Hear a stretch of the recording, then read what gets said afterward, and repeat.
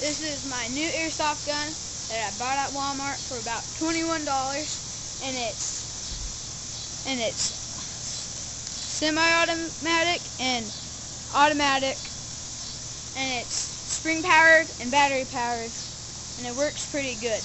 And it's a M74DP, and I'm gonna shoot it on automatic right now, and I'm gonna shoot it at the fence. Here we go.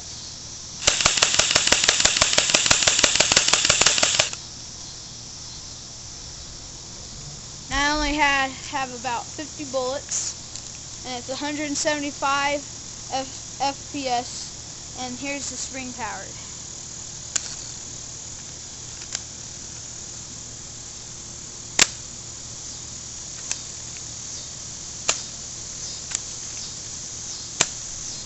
And semi, and that's full auto.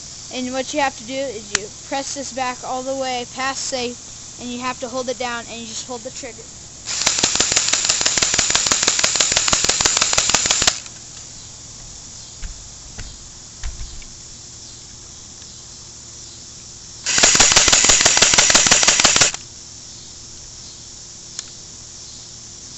And here's semi again.